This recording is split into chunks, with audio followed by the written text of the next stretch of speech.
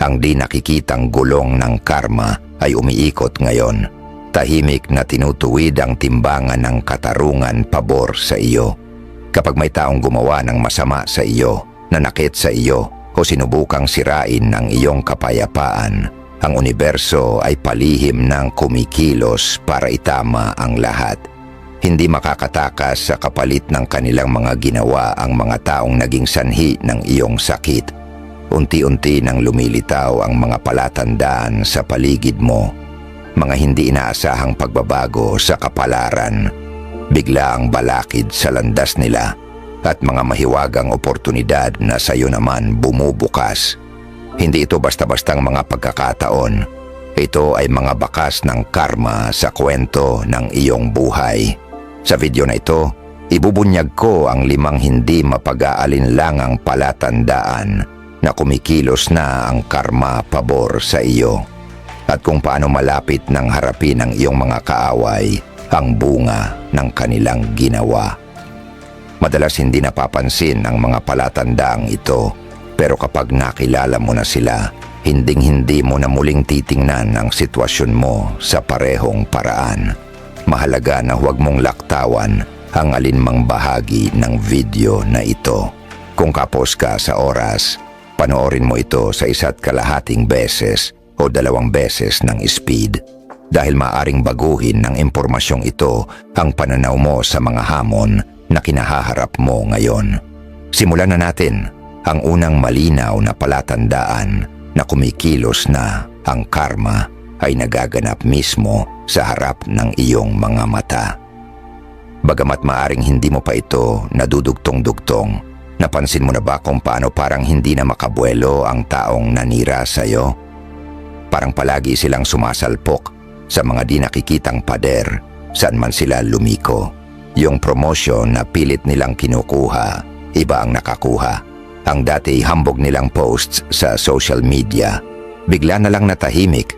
Ang relasyong ipinagyayabang nila, ngayon ay tila nauuga. Nakakatawa kung paano kumikilos ang karma. Parang cosmic na komedya na may perpektong timing.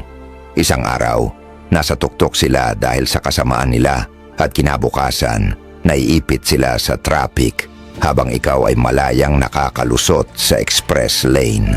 May kakaibang sense of humor talaga ang universo. Pero heto ang mahalaga, hindi lang ito basta malas. Kapag kumilos ang karma, lumilikha ito ng mga natural na balakid sa landas ng mga taong gumawa ng mali sa'yo. Yung boss na kumuha ng kredito para sa trabaho mo, bigla na lang nasa ilalim ng mata ng mas mataas na pamunuan. Yung kaibigan na nagkalat ng taismis tungkol sa'yo, baka siya na ngayon ang may pinagtatakpan na lihim na unti-unting nabubunyag. Ang partner na nagtaksil sa tiwala mo, maaring makaranas ng hindi inaasahang problemang pinansyal. Ang dahilan kung bakit napakalakas ng unang palatandaang ito ay dahil kakaiba ang pakiramdam ng mga balakid na ito sa mga taong nanakit sa iyo. Hindi ito katulad ng ordinaryong pagsubok. Kapag pangkaraniwang malas lang ang tumama sa isang tao, madali nila itong binabalewala. Pero kapag ang karma na ang naghatid ng kapalit, may hindi maipaliwanag na pakiramdam, parang may bumubulong na may dahilan kung bakit ito nangyayari. Nakita ko na mismo itong mangyari sa isang katrabaho na sinadyang sirain ang proyekto ng isa pa naming ka-team. Sa loob lang ng ilang linggo, ang sarili niyang proyekto ay unti-unting nagkandaletse-letse sa parang tila imposibleng mangyari. Mga mahahalagang file, bigla na lang na-corrupt. Mga meeting na schedule habang siya'y naka-leave. Mga kliyente, biglang gustong lumipat sa ibang empleyado. Kung titingnan ng paisa-isa, parang mga random lang na aberya. Pero kapag pinagsama-sama, malinaw na senyales ito ng karma na kumikilos. Ngayon, hindi ko sinasabing dapat mo itong ipagdiwang. Hindi iyon ang layunin ng karma. Ang universo ay hindi isang personal mong paghihiganti system. Isa itong likas na puwersa ng pagbabalanse. Kapag napansin mong nangyayari ang mga ganitong bagay sa taong nanakit sa iyo, ang pinakamalusog na tugon ay hindi kasiyahan, kundi pagkilala. Sabihin mo lang sa sarili mo, naiintindihan ko kung ano ang nangyayari. Ang pinakamakapangyarihang paraan para kilalanin ang unang palatandaang ito ay ang tahimik na pagmamasid ng hindi nakikialam. Kapag ang taong nanakit sa iyo ay biglang natapilok ng tadhana, pigilan mo ang sarili mong ipamukha iyon sa kanila o ipaalala kung bakit iyon nangyari. Tahimik mo lang kilalanin na nagsisimula ng bumalansi ang timbangan ng universo. Tandaan mo, hindi ito tungkol sa paghihiganti. Ito ay tungkol sa pagpapanumbalik. Hindi nagpaparusa ang universo. Pinapanumbalik lang nito ang balanse. At kapag ikaw ay nasaktan, ang makitang bumabalik ang balanse ay maaring maging unang senyales ng paggaling na may hustisya sa mundong lagpas sa kayang ipatupad ng tao. Iyan ang dahilan kung bakit ang mga hindi inaasahang balakid sa landas ng mga kaaway mo ang unang makapangyarihang palatandaan na kumikilos na ang karma pabor sa iyo. Ngayon, napansin mo na ba na pagkatapos kang saktan ng isang tao, bigla namang may magandang nangyari sa buhay mo? Hindi yon basta simpleng pagkakataon. Iyon ang pangalawang makapangyarihang palatandaan na kumikilos ang karma sa panig mo. Naalala ko si Maria, sinabotahe ng katrabaho niya ang proyekto niya kaya hindi siya na-promote. Lubos siyang nadismaya, kinuwestiyon ang sarili niyang kakayahan at halaga. Pero makalipas lang ang 3 linggo, tumawag ang isang recruiter na may alok mula sa isang mas magandang kumpanya. Mas mataas ang sweldo at mas malaking posisyon kaysa sa sanay matatanggap niya sa dati niyang trabaho. Ang dating katrabaho niya nananatili pa rin sa parehong posisyon. Pinapanood si Maria habang unti-unting umaangat sa tagumpay. Tumatagos sa marami sa atin ang kwentong ito. Dahil lahat tayo ay may karanasang tila sinaraduhan ng pinto. Pero mas maganda pala ang bubukas pagkatapos. Kapag nakita ng universo na ikaw ay hindi patas na tinrato, madalas itong lumilikha ng bago at mas maayos na daan patungo sa tagumpay. Mga daang hindi mo man lang naisip noon. Ang koneksyon sa pagitan ng mga naging kawalang katarungan noon at ng mga biyayang dumarating ngayon ay hindi basta-basta aksidente. Ito ang paraan ng karma para ibalik ang balanse sa iyong buhay. Ang pagkakaibigan na natapos ng masakit, bigla kang makakakilala ng taong tunay na nagpapahalaga sa iyo. Ang oportunidad na inagaw sa iyo noon, ibinabalik sa ibang anyo, madalas ay mas maganda pa. Ang kamangha-mangha ay kung paanong ang mga positibong pagbabagong ito ay dumarating mismo sa panahong pilit isinara ang mga lumang pinto. Para bang planado ang timing at sa maraming paraan, ganoon nga. Ang universo ay may maingat na talaan at kapag may kumuha ng hindi patas mula sa iyo, madalas itong ibinabalik ng universo, may kasama pang tubo. Pero paano mo malalaman kung ang isang magandang bagay ay simpleng swerte lang o gantimpala mula sa karma? May mga banayad pero malinaw na kaibahan. Ang random na swerte ay tila walang kaugnayan sa mga nakaraan. Pero ang karmic rewards ay may kakaibang pagkakatugma sa mga pinagdaanang sakit. Dumarating ito sa mga bahagi ng buhay mo kung saan ka dating nasaktan. At madalas ay masigit pa sa nawala sa iyo ang kapalit. Marami ang nahihirapang tanggapin ito. Nakakaramdam sila ng guilt kapag may mabuting nangyari matapos silang saktan ng iba. Napapaisip sila kung sila ba'y nakikinabang sa paghihirap ng iba. Pero heto ang katotohanan. Ang pagtanggap sa mga biyayang dala ng karma ay hindi nangangahulugang nais mong mapahamak ang iba. Ibig sabihin lamang nito ay hinahayaan mong ibalik ng universo ang mga bagay na inalis sa iyo. Kapag dumating ang mga positibong pagbabagong ito, yakapin mo ng buo. Hindi ikaw ang dahilan ng mga balakid sa buhay ng mga nanakit sa'yo. Ikaw lang ang nanatiling may dignidad habang tahimik na inaayos ng universo ang balanse. Ang mga desisyon nila ang lumikha ng kapalit. Ang pagtitimpi mo ang lumikha ng oportunidad. Ano ang pinakatotoong palatandaan na ang mga pagbabagong ito ay galing sa karma at hindi basta aksidente? May dala itong pakiramdam na parang natapos ang isang kwento, isang hustisyang hindi kayang dalhin ng simpleng swerte. Kung napapansin mong may mga positibong pagbabagong dumarating sa buhay mo matapos kang saktan ng iba, huminto ka saglit at kilalanin ang makapangyarihang senyales na ito na kumikilos ang karma para sa iyo. At kung nakakatulong sa iyo ang pag-unawa sa mga palatandaang ito, pindutin mo na ang subscribe button ngayon na para hindi mo mamiss ang iba pang insights na maaring baguhin ang pananaw mo sa mga hamon sa buhay. Ngayon, balik tayo sa video.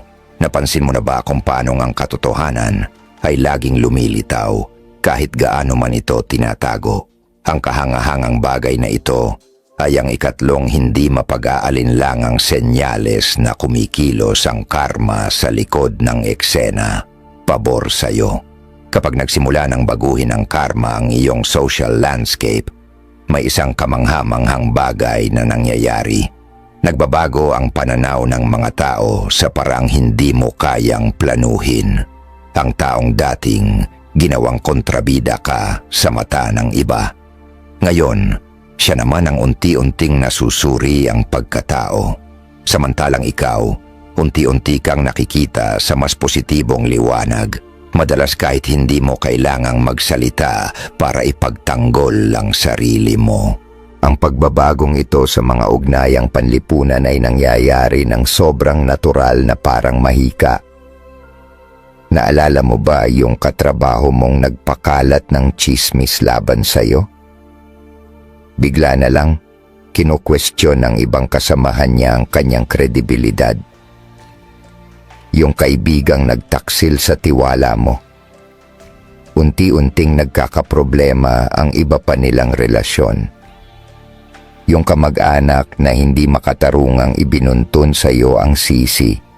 Ngayon ay napapansin na rin ng iba ang mga butas sa kanilang mga kwento.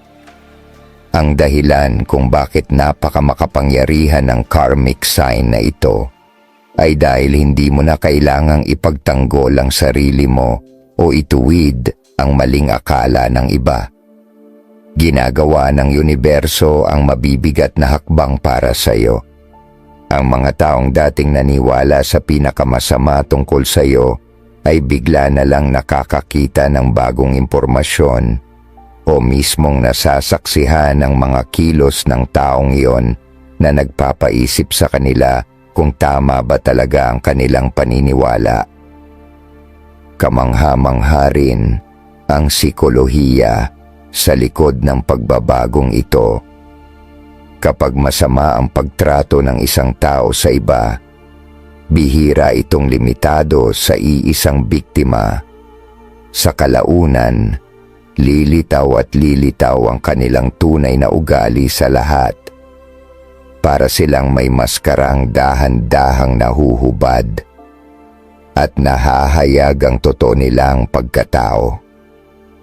Mas nakakagulat pa, ang dating mga kakampi ng taong nanakit sa iyo ay maaaring biglang mag-reach out sa iyo.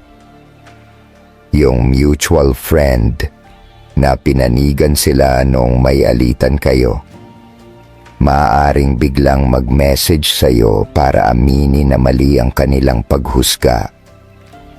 Yung katrabahong umiwas sa iyo dahil sa office drama, maaaring yayain kang magkape para magkaayos. Kapag nangyari ang mga pagbabagong ito, ang pinakamalaking hamon ay kung paano ito haharapin ng may grace at hindi mayabang. Hindi layunin ng karma ang maghatid ng paghihiganti.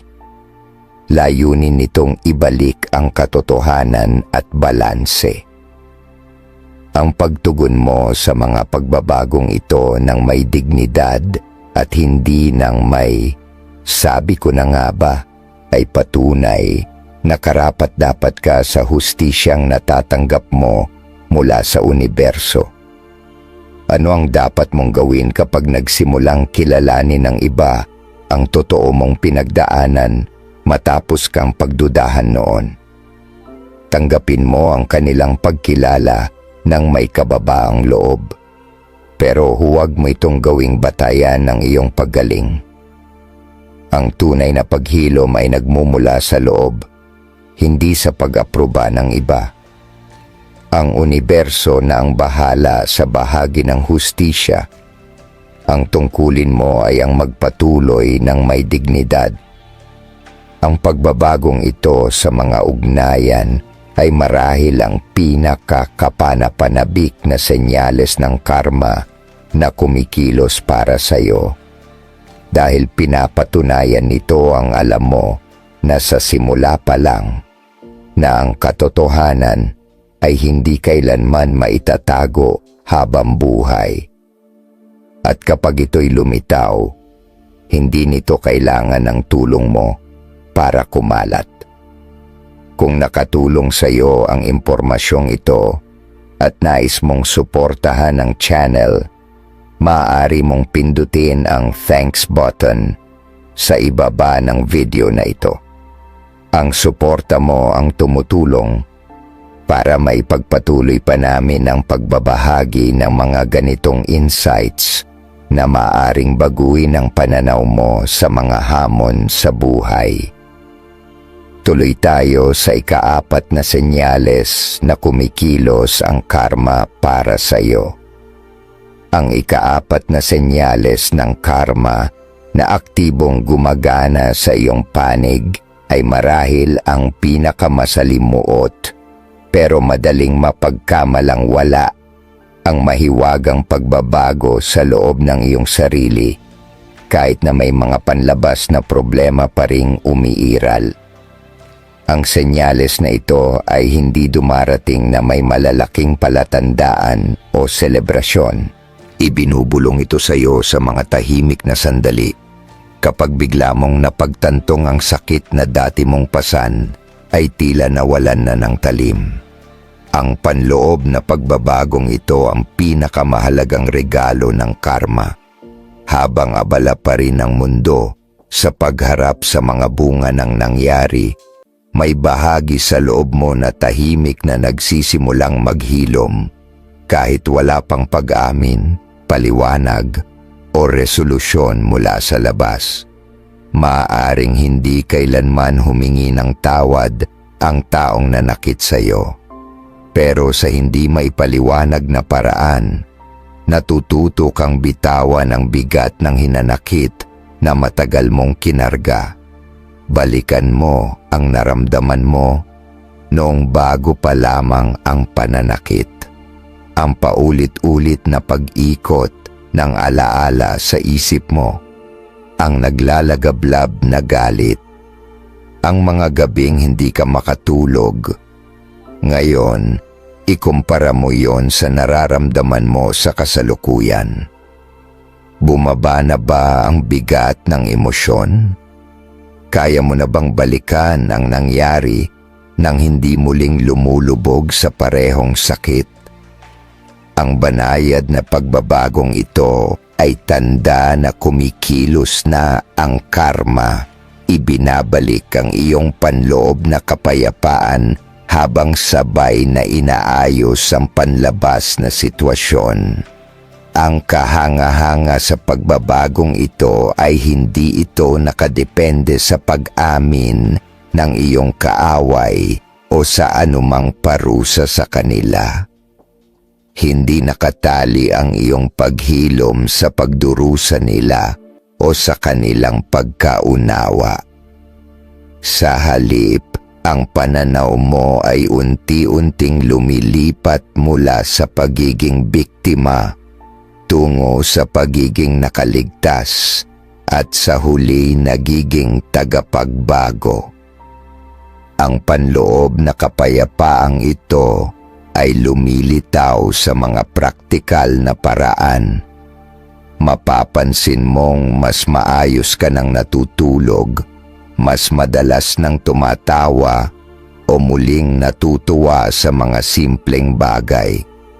Ang mga proyektong dati nakaka-overwhelm ay tila mas madali ng hawakan. Ang mga relasyong naapektuhan ng emosyonal mong pinagdadaanan ay nagsisimulang muling lumago habang bumabalik ang iyong enerhiya. Upang alagaan ang lumalalim mong kapayapaan, maglaan ng oras sa maliliit na pasasalamat sa mga bagay na nananatiling maganda sa buhay mo. Magsagawa ng mga gawain na nagpapaalala sa iyo kung sino ka bago ka nasaktan. Muling makipag-ugnayan sa mga bahagi ng sarili mong natabunan ng bigat ng nakaraan. Ang mga simpleng hakbang na ito ay lalong nagpapalakas sa proseso ng karmic healing na nagsimula na. Ang kaibahan sa pagitan ng lumalalim mong katahimikan at ng kaguluhang nararanasan ng nanakit sa iyo ay nagiging mas kapansin-pansin. Habang unti-unti mong natatagpuan ang sarili mong kapayapaan, sila na may lalong nalulugmok sa gulo. Hindi dahil ginusto mo yon, kundi dahil ang karma ay likas na nagdadala ng panloob na pagkagulo sa mga taong sumira ng kapayapaan ng iba. Ang panloob na pagbabagong ito ay hindi lamang tanda ng karma. Ito mismo ang layunin ng karma. Ang hangarin ng universo ay hindi lang parusahan ang mga nananakit, kundi buuing muli ang mga nasaktan. Ang pagbabalik ng iyong kapayapaan ay patunay na tinutupad na ng karma ang pinakamalalim nitong layunin sa buhay mo. Ang dahilan kung bakit makapangyarihan ang ikaapat na senyales na ito ay dahil ibinabalik nito ang kontrol sa iyong sariling kamay. Maaaring may mga panlabas na isyong patuloy na lumulutang, pero ang panloob mong mundo ay nagsimula ng maghilom. Ito ang pinakadakilang regalo ng karma. Hindi ang makita ang paghihirap ng iba, kundi ang mahimalang mabawi mo ang sarili mong kapayapaan kahit ano pa ang gawin o hindi gawin ng iba. Tandaan mo ito. Ang tunay na karma ay hindi ang panonood sa paghihirap ng iba. Ito ay ang panonood sa sarili mong paghilom, sa paraang akala mo dati ay imposibleng mangyari. At ang paghilom na yon ay nagsisimula na sa loob mo kahit hindi mo pa ito lubos na napapansin. Ngayon, naranasan mo na ba ang mga kakaibang pangyayari na parang may mensaheng gustong iparating tungkol sa taong nanakit sa'yo? Hindi lang basta pagkakataon ang mga iyon. Iyon ang ikalimang makapangyarihang senyales na aktibong kumikilos ang karma sa panig mo. Maglaan ka ng sandali para balikan ang karanasan mo. Maaaring iniisip mo ang isang taong nakasakit sa'yo at bigla mong nakita ang pangalan nila sa karatula ng kalsada o sa pahina ng isang librong random mong binuklat.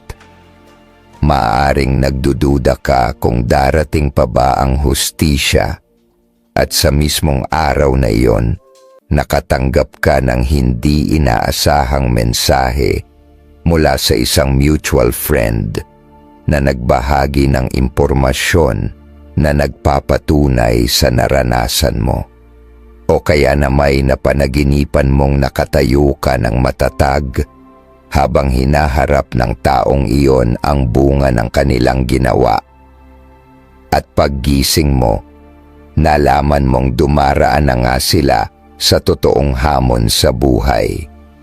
Ang mga ganitong synchronicities ay banayad na paraan ng universo para patunayan sa iyo na ang di nakikitang gulong ng hustisya ay umiikot sa likod ng lahat, tahimik pero tiyak. Madalas lumilitaw ang mga senyales na ito sa mismong mga sandaling nagdududa ka kung totoo nga ba ang karma, parang paalala mula sa universo na hindi ka nakalimutan. Nagsasalita ang universo sa pamamagitan ng mga pattern na maaaring walang kahulugan sa iba, pero malalim ang kahulugan para sa iyo. Maaaring mapansin mong paulit-ulit ang isang numero na may kaugnayan sa nangyari.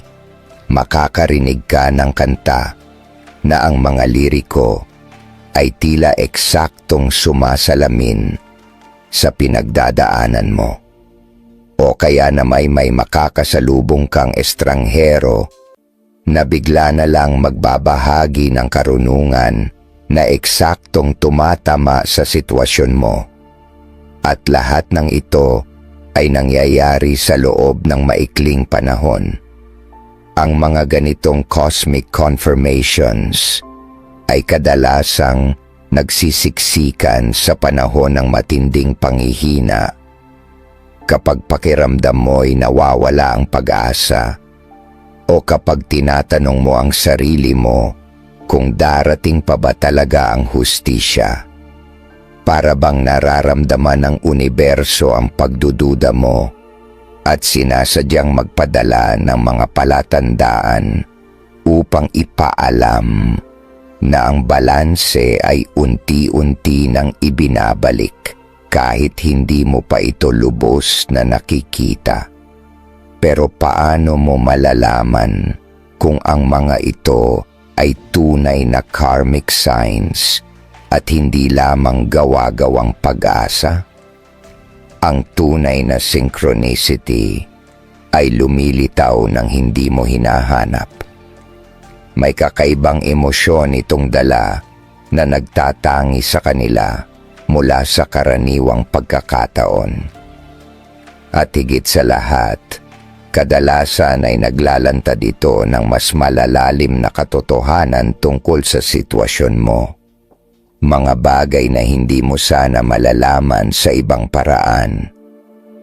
Noong minsang niloko ng business partner ang kaibigan kong si Elena, ilang buwan siyang nagtanong sa sarili kung lilitaw pa ba ang katotohanan.